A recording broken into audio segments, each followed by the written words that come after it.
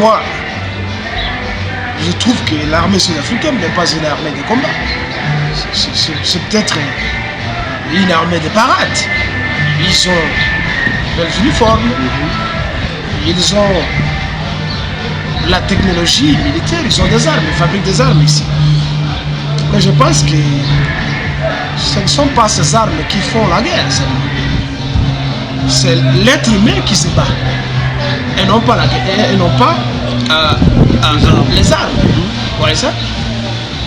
Et si l'on va dans l'art martial, on trouve quelqu'un qui s'amène avec un couteau, qui parvient à être tué, tabassé, par quelqu'un juste qui lance ses pieds, ses jambes par-ci par-là. Juste pour dire que j'ai souvent observé qu'ils n'ont pas une armée de combat. Ils ont une armée de parade, d'intimidation pour faire peur aux gens parce qu'ils ont de l'infrastructure.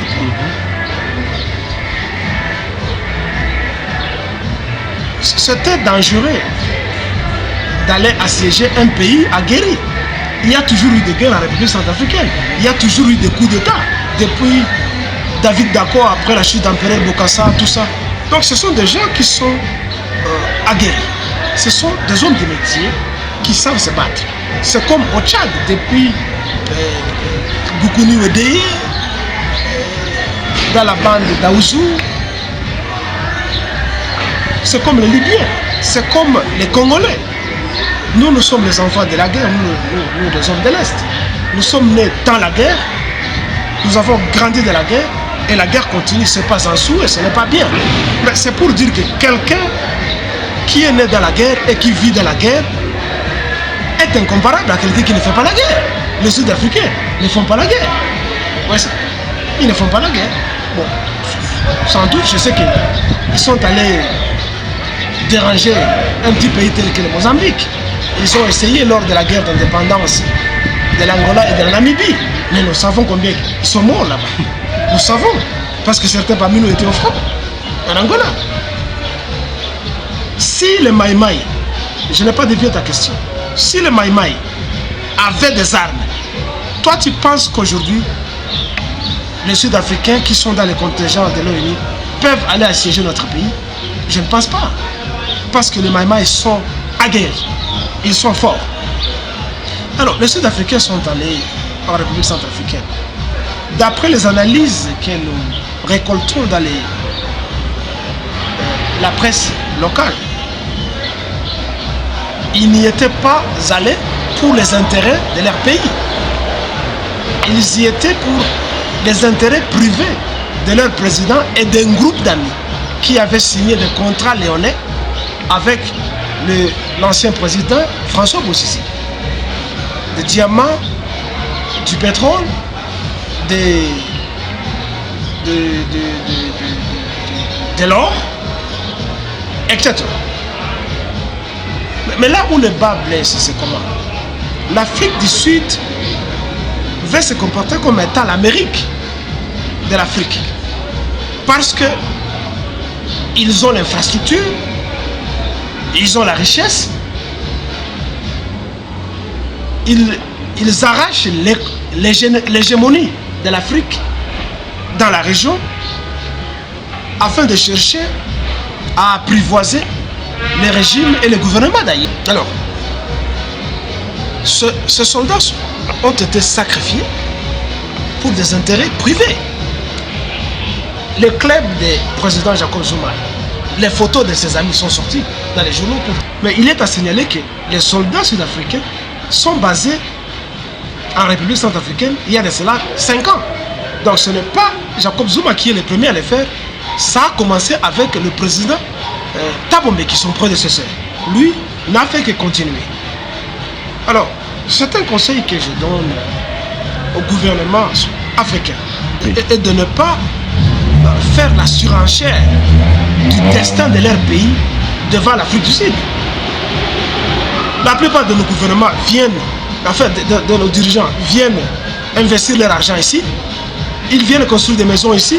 Les Noirs qui sont au gouvernement d'Afrique du Sud sont des héritiers de la bonne gouvernance du système d'apartheid que le monde entier a condamné et qu'eux ont condamné. Alors, ils se font passer pour des frontmen des businessmen blancs pour aller envahir les pays africains sous couvert de la démocratie. Alors, les pays africains devront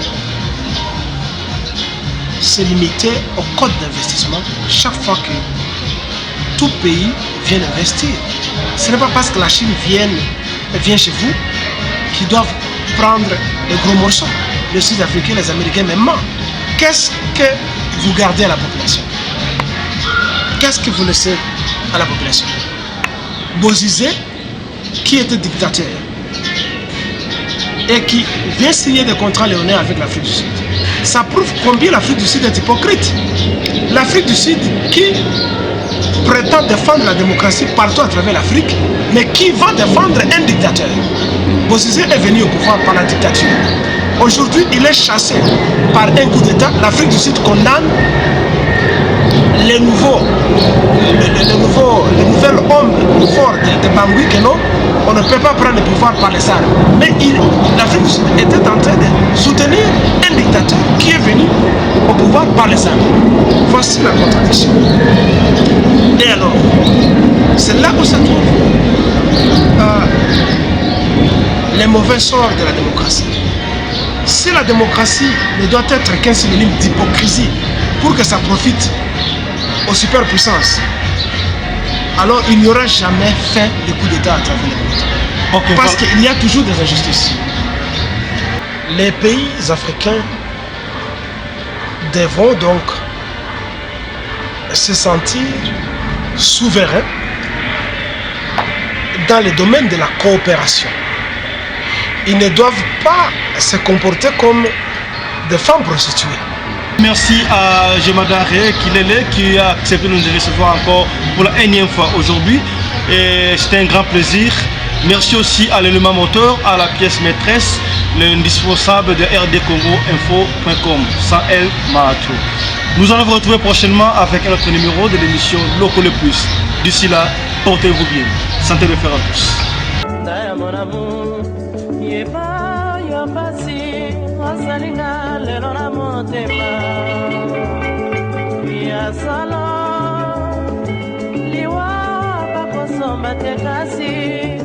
Yayo mama yakasambe mbomanga liboso petika ye na boyi komona kitoko ya mokili ekufa boye pela tikala na nsima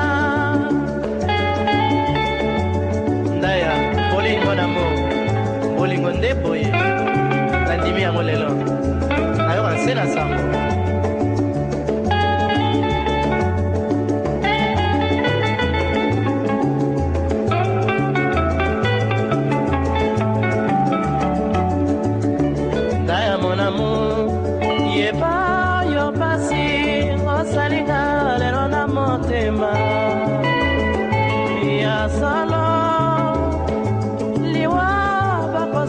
Tekasi yayo mama yokanzambe mbomaka liboso petika ye na boyi komona kitoko ya mokili ekufa boye pela tikala na nsima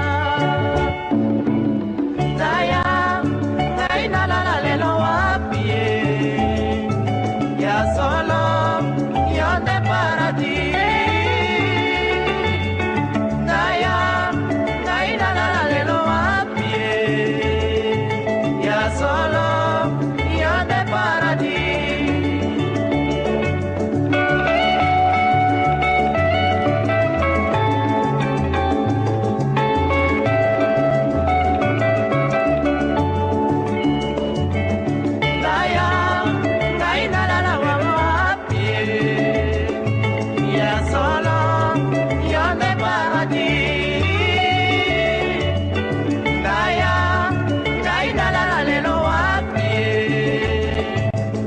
Solo,